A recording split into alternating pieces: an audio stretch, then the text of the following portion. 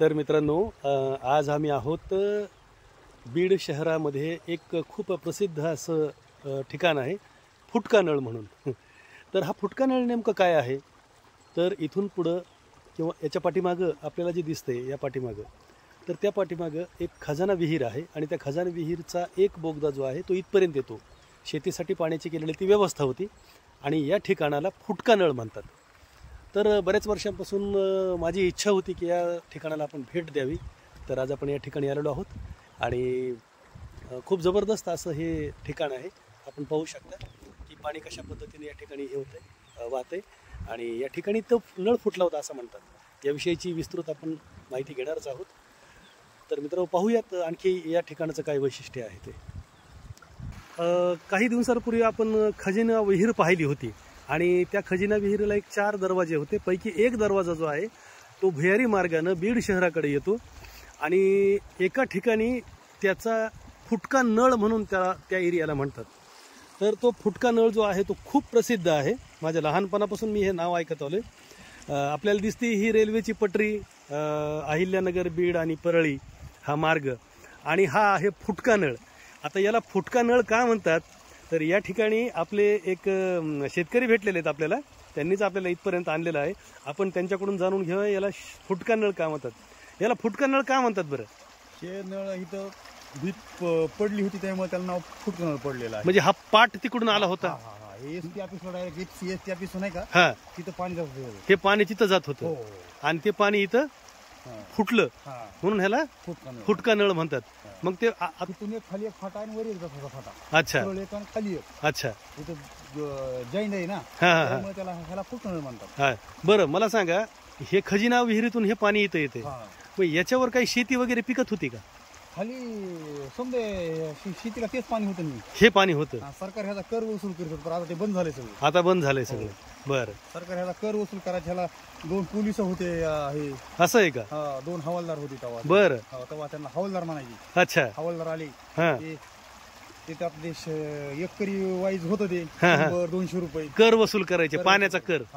बरोबर, देखरेखी करायला. अच्छा, कुठलं कुठं गाळ झाला वगैरे वगैरे ते सरकार ह्याचा गाळ काढत होते. बर, तुमचं नाव सांगा? महसूल बाबासाहेब ढोलक. अच्छा, कुठले? धानोऱ्याचे. बर, आणि फुटके नळावरच राहतात तुम्ही. तर मित्रांनो बघा, म्हणजे खरंच त्या काळचा जो पाण्याचा जो काही म्हणजे हे आहे शेतकऱ्यांसाठीचा वापर किती छान होते. बरं, आणखीन काही पुढे पाहण्यासारखं आहे का? खूप खूप खूप पाणी इथं 200 फुटावर एक त्यांचं हे काय भोग देत, त्यांची भोग देत. अच्छा, भोग त्यांनी इतकं स्वच्छ पाणी की ते आज आपण पिऊ शकतो. अच्छा, म्हणजे हे इतकं स्वच्छ पाणी आहे, हे पिण्यासारखं पाणी आहे. ह्याच्यात कधी जंतू होत नाही. अच्छा अच्छा, भविष्यामध्ये जनावराला ढोराला बरोबर आहे पोहायला त्याला पोहतात लोक. बरोबर आहे, बरोबर आहे, बरोबर आहे. वा वा वा, छान आहे हा एरिया. बऱ्याच वर्षांनी, माझ्या लहानपणापासून माझी इच्छा होती की मी फुटका नळ जाऊन बघावा. तर मित्रांनो, खरोखरच खूप सुंदर असा एरिया. आता घर झाले तिकडं. खूप खूप तुम्ही आम्हाला माहिती दिल्याबद्दल खूप खूप तुमचे धन्यवाद आणि आभार. आणि ह्या तुमच्या माध्यमातून खरी तरी माहिती आमच्या लोकांपर्यंत पोहोचली. धन्यवाद. खजिना विहीरमधून आलेलं जे पाणी आहे, म्हणजे जमिनीच्या खालून त्या पाण्याची एक नहर काढलेली आहे आणि त्या कालव्याद्वारे ते पाणी बीडपर्यंत येतं. तर त्याचा उद्भव या ठिकाणी देखील दिसतोय मित्रांनो. आणि पुढं गेल्यानंतर पुढंसुद्धा काही ठिकाणी त्याचा उगम काढून दिलेला आहे, जेणेकरून शेतकऱ्यांना त्या ठिकाणाहून पाणी घेऊन आपली शेती पिकवता येईल. तर मित्रांनो, खजिना विहिरीपासून आलेला जो हा पाट आहे, कालवा आहे, आपण फुटक्या नळापासून आता अलीकडे येत आहोत.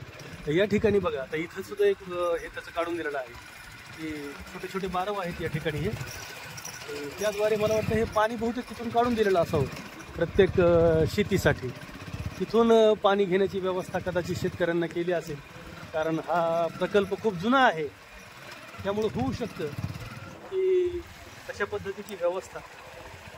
आता या ठिकाणी हे सुद्धा पहा, इथं सुद्धा हा एक बारव दिसतोय छोटा छोटा, आणि पुढं सुद्धा दिसत आहेत मला. तुम्ही पाहू शकता की ही पपईची बाग आहे.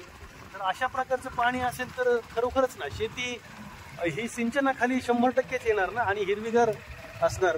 किती सुंदर अशी बाग दिसते मित्रांनो. हे बघा, पपईची बाग आहे ही आणि किती छान दिसते खरंच, खूप जबरदस्त.